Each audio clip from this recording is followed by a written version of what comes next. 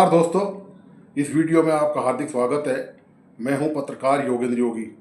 दोस्तों, आप जब कभी किसी काम के लिए सरकारी दफ्तर में जाते हो, आपको लाइसेंस बनवाना हो, आपको राशन कार्ड बनवाना हो, आपको नल बिजली के कनेक्शन के लिए नगर पालिका, नगर निगम या नगर परिषद से एनओसी लेनी हो, बिजली का बिल यदि आपका ज़्यादा आ गया हो या पानी का बिल आपका ज़्यादा आ गया हो, तो आपको इसके लिए विभागों में जाना पड़ता है। तो आपके साथ क्या होता है?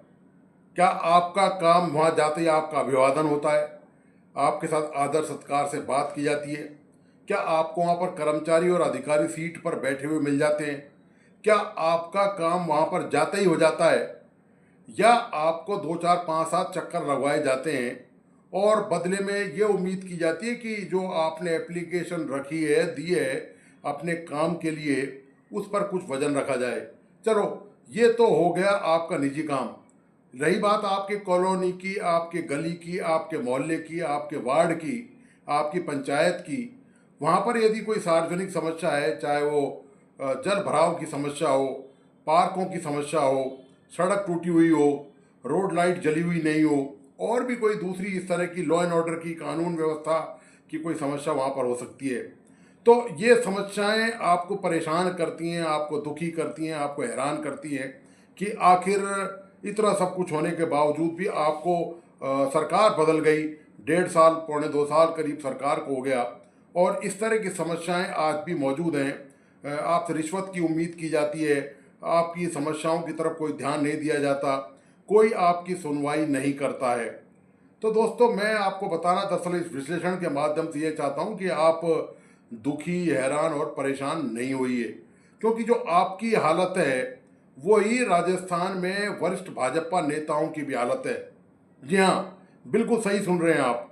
बिल्कुल आप जैसी हालत है, जैसे आपके काम सरकारी दफ्तरों में नहीं होते हैं, आपके निजी काम नहीं होते, आपके मोहल्ले के, गली के, वार्ड के, कॉलोनी के काम नहीं होते, इसी तरह से भाजपा के जो वरिष्ठ नेता हैं उनके काम भी राजस्थान में नहीं होते। उनको भी वही, उन्हीं मुश्किलों का, उन्हीं समस्याओं का सामना करना पड़ता है। जब वो अपना काम कराने जाते हैं तो उनको भी वही जवाब मिलता है, उनके साथ भी वही व्यवहार होता है जिस तरह से आपके साथ होता है। तो कम से कम एक समानता है आप आप में और उन वरिष्ठ भाजपा नेताओं में, कि दोनों की समस्याओं का कोई समाधान नहीं हो पाता है आसानी से, और होता भी है तो बहुत एड़ियाँ आपकी घिस जाती हैं, चप्पलें आपकी घिस जाती हैं, ऊपर से लेन देन आपको अलग करना पड़ता है। दरअसल ये जो पीड़ा है, जो मैं आपको की जो पीड़ा आपको बता रहा हूँ, ये भाजपा नेताओं की भी तकलीफ है, उनकी भी पीड़ा है। ये पीड़ा उन्होंने रखी एक बैठक में।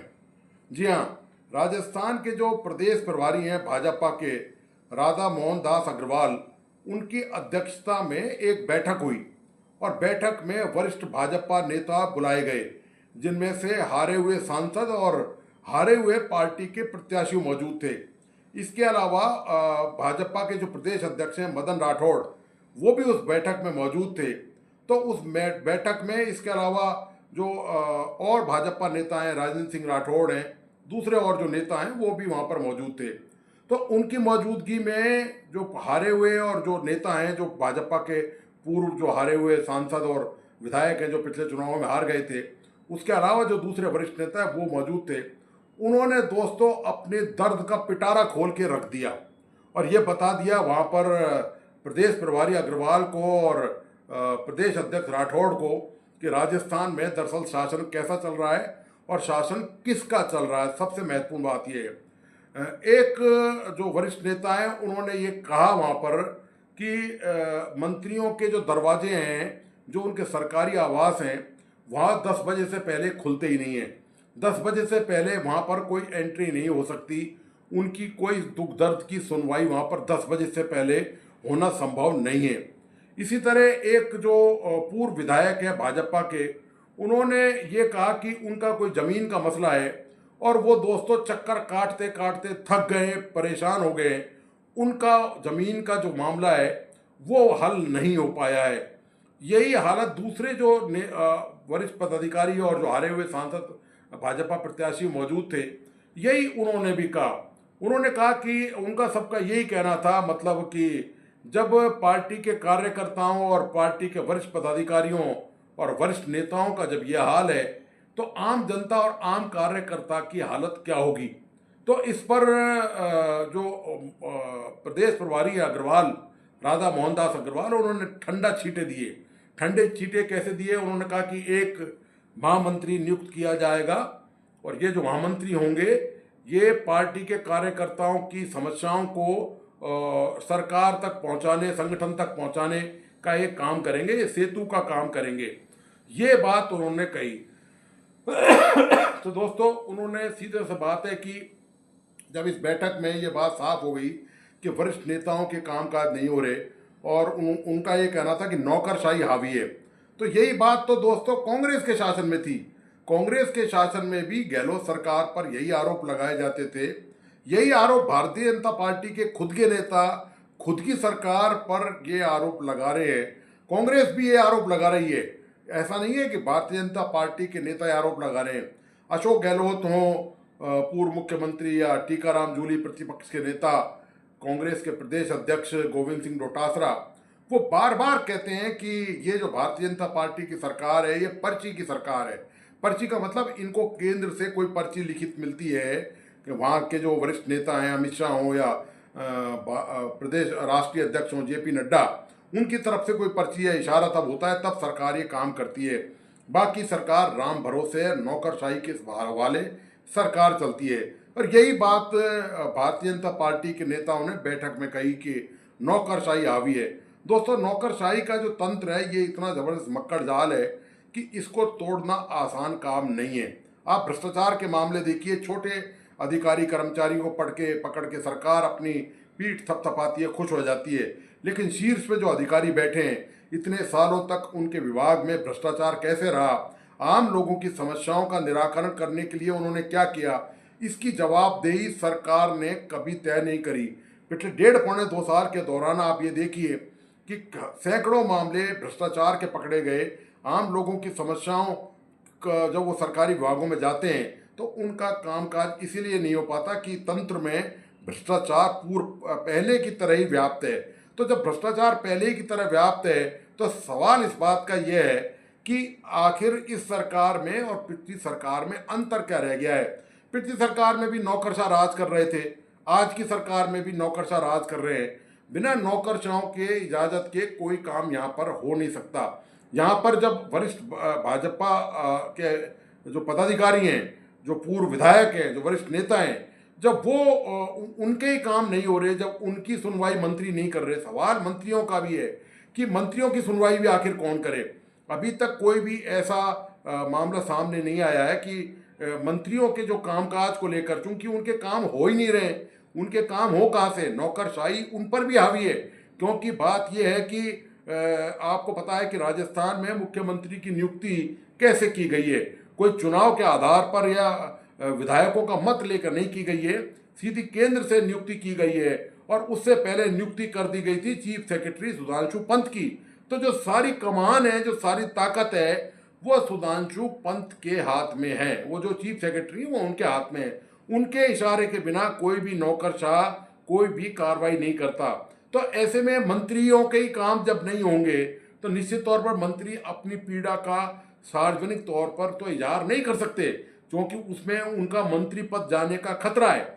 लेकिन भारतीय जनता पार्टी के जो पदाधिकारी हैं, उन्होंने अपना खुलकर दुख दर्द, अपना रोष, अपनी जो भावना जो है वो प्रदेश प्रभारी अग्रवाल और प्रदेश अध्यक्ष राठौड़ के सामने रखकर ये बता दिया कि पिछले 1.5-2 साल से भारतीय जनता पार्टी की सरकार राजस्थान में कैसी चल रही है, चल क्या रही है, रेंग रही है। दरअसल बात ये है, उन्होंने जो तस्वीर खींची है वो मैं आपको पहले भी कई वीडियो में बता चुका हूँ कि राजस्थान का हाल बेहाल है। अभी मानसून चल रहा है, आपको पता है। ऐसा आपका शायद ही कोई गली मोहल्ला शहर होगा जहाँ की सड़कें नहीं खुद गई होंगी, जहाँ सड़कों में टूट फूट नहीं होगी, जहाँ पर लाइट की, बिजली, पानी की समस्या मानसून में मौजूद नहीं होगी। लेकिन और राजधानी जयपुर का तो हाल बेहाल है। खुद स्वायत्त शासन मंत्री जो है खर्रा, वो इस बात को स्वीकार कर चुके हैं कि यहाँ का बहुत बुरा हाल है।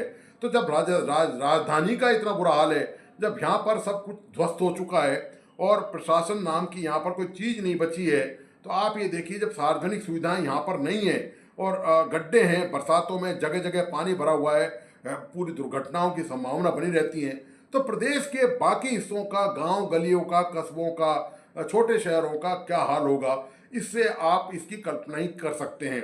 तो राजस्थान के विकास की ये जो तस्वीर है, ये मैंने नहीं खींची है, ये दरअसल भारतीय जनता पार्टी के जो पदाधिकारी हैं, जो हारे हुए सांसद और पूर्व विधायक हैं, वो उन्होंने अपनी पार्टी की बैठक के दौरान अपने वरिष्ठ नेताओं के सामने अपनी समस्याओं को रखा है।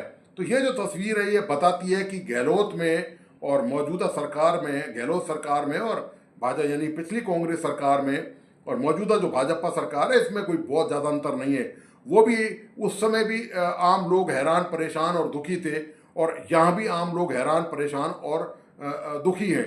उनके उनके शासन में भी आसानी से किसी का काम नहीं होता था, इनके शासन में भी आम लोगों का काम नहीं हो रहा, आम कार्यकर्ताओं का काम नहीं हो रहा, उनके काम सरकारी दफ्तरों में अटके हुए हैं। और भारतीय जनता पार्टी के जो वरिष्ठ नेता हैं, जो पूर्व सांसद हैं, पूर्व विधायक हैं, उनके काम काज भी नहीं हो रहे। ये दोस्तों राजस्थान में हालत है कि रोटी जनता ने मतदान करके, प्रदेश के लोगों ने अपनी समझबूझ से रोटी को पलट दिया ताकि रोटी दूसरी तरह सीख सके। लेकिन रोटी दोस्तों ऐसी सीखी है कि वो अब चबाई नहीं जा रही है आम लोगों से। वो इतनी कड़क हो चुकी है, इतनी टाइट हो चुकी है कि वो अब जो है, उससे यदि चबाए लगे तो आपके जबड़ा हिल जाएगा, आपके दाढ़ दांत हिल जाएंगे, लेकिन रोटी में कोई फर्क नहीं पड़ने वाला। तो ये जो दूसरी तरफ की सीखी हुई रोटी है, भारतीय जनता पार्टी की जो सरकार है, इसकी दोस्तों ये हालत हो गई है 1.5-2 साल के दौरान कि पूरा प्रदेश जो है उसमें कहीं नज़र नहीं आता कि शासन प्रशासन कोई काम कर रहा है, कोई मंत्री नेता कोई काम करता हुआ नजर आता है। तो ये हालत है दोस्तों राजस्थान की।